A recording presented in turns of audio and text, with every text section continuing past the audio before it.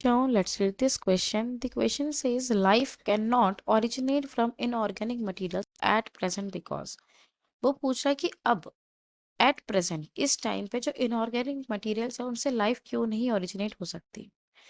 इस क्वेश्चन को सॉल्व करने के लिए हमारा यहाँ पर जो की कंसेप्ट यूज होगा that would be origin of life. That would be origin of life. देखो, जब हम बात करते हैं origin ऑफ लाइफ की तो मोस्ट एक्सेप्टेड थ्योरी जो है अभी तक जो हमें मानते हैं that is theory of chemical evolution. जो हमारी थ्योरी थी केमिकल इवोल्यूशन की जो कि एक्चुअल में ओपेरन और हेल्डेन ने दी थी, तो उन्होंने अपनी थ्योरी में कुछ बातें कही थी। उन्होंने क्या कहा था कि जो सिंपल इनऑर्गेनिक मटेरियल्स थे ना, उन्हीं सिंपल इनऑर्गेनिक मटेरियल से फर्दर जो है आगे जो आपके कॉम्प्लेक्स स्ट्रक्चर जो है उनका फॉर्मेशन हुआ, ऑर्गेनिक सब्सटेंसेस आपके बने, और उसके बाद जाकर धीरे धीरे जब उनमें इवोल्यूशन और अल्टीमेटली लास्ट में जाकर जो है एक एक जो लिविंग सेल है उसका फॉर्मेशन हुआ था। अब उन्होंने क्या कहा था अपनी इस थ्योरी में, किसने, ओपेरिन और हेल्डेन ने अपनी इस थ्योरी में हमें क्या बताया था। उन्होंने हमें बोला था कि जो पहले का एटमॉस्फेयर था, यानी कि जो अर्ली अर्थ थी, जो अर्ली अर्थ थी तो उसके कुछ फीचर्स बताए थे उन्होंने।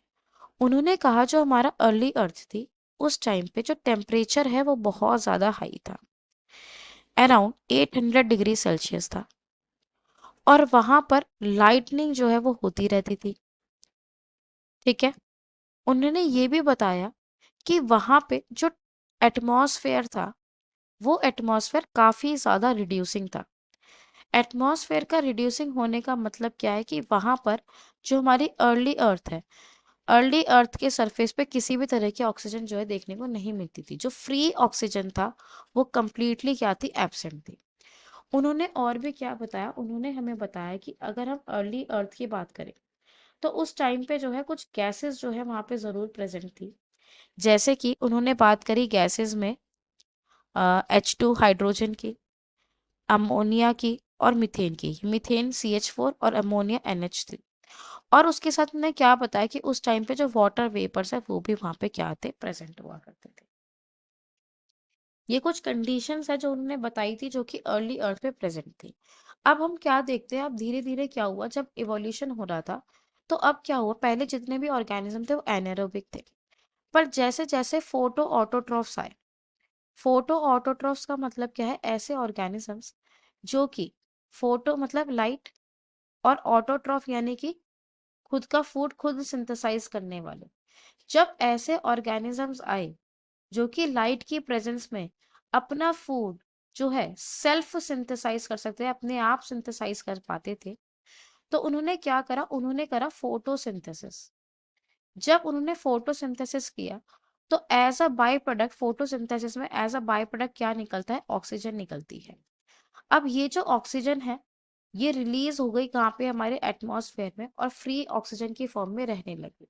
और अब जो हमारा प्रेजेंट डे अगर हम देखें, प्रेजेंट डे में जो अब हमारे अर्थ हो जाती है वो कैसी है, वो है ऑक्सीडाइजिंग। क्योंकि अब जो हमारा एटमॉस्फेयर है वो ऑक्सीडाइजिंग हो गया है। इसी वजह से हम क्या देखेंगे कि आज के टाइम पे एट प्रेजेंट जो लाइफ है वो इनऑर्गेनिक मटेरियल से ओरिजिनेट नहीं कर रही है। क्लियर हो गई बात। तो आइए देखते हैं इस क्वेश्चन का करेक्ट ऑप्शन क्या होना चाहिए। फर्स्ट वो कह रहा है high degree of evolution, environmental pollution, no this is wrong. A very high amount of oxygen in the atmosphere, yes this option is correct. क्योंकि धीरे धीरे क्या हुआ, फोटो ऑटोट्रॉफ्स आए। जैसे सबसे पहले सियानो बैक्टीरिया आए, उसके बाद धीरे धीरे और भी फोटो ऑटोट्रॉफ्स आए जिन्होंने क्या करा, ऑक्सीजन रिलीज करी, तो ऑक्सीडाइजिंग एटमॉस्फेयर जो है वो होने लगा, और ऑक्सीजन काफी ज्यादा अमाउंट में अब हमारे एटमॉस्फेयर में जो है वो प्रेजेंट होती है। फर्स्ट वो कह रहा है very high atmospheric temperature, no. बहुत ज्यादा हाई टेम्परेचर एटमॉस्फेयर का तो पहले के टाइम पे हुआ करता था। और absence of raw materials, no this is also incorrect.